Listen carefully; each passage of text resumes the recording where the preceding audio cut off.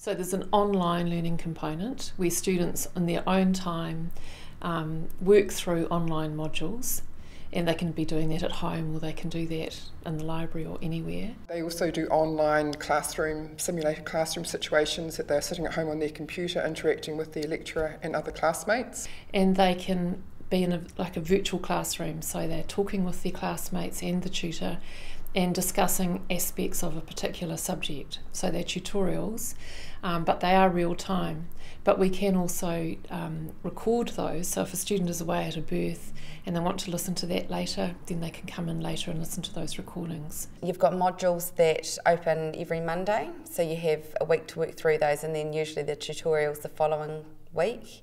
It really depends how long you want to spend getting involved in the content as to how long you spend on each module. The students are really encouraged to reflect on what their learning needs are. So there might be a part of a module that they don't understand, and so they're encouraged to dig into that a little bit further and learn all they can around that topic.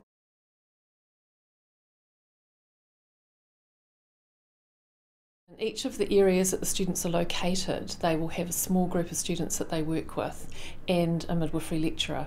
These are called student practice facilitators, and the short name for the groups that the students call it are the SPF groups. So they are weekly tutorials where the students are reflecting on the work that they've done during the week, births that they've been to, women they've been looking after, as well as the theoretical component of the program, and also practicing skills.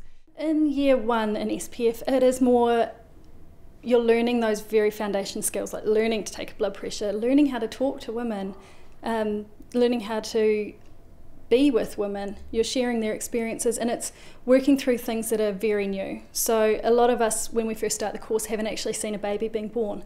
So there's a lot of ground to make up in first year, and then in second year it moves into the more skill-based, learning how to do things like suturing and those midwifery skills that we need to have, like cannulation, before we finish.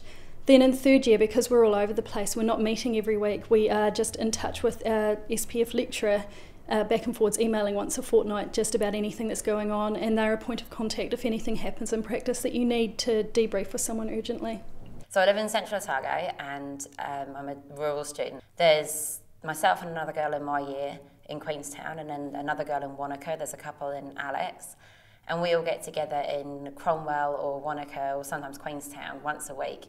And we get together with all the year groups together, which I don't think they do in Dunedin and in Southland, but that's quite a nice way for us to support each other and get to know each other. Here in Dunedin there was about 6 of us, so it's quite a small group. It means that you get to know each other really, really well over the year, and you get quite comfortable sharing quite personal experiences, which is great because everybody gets to learn that way.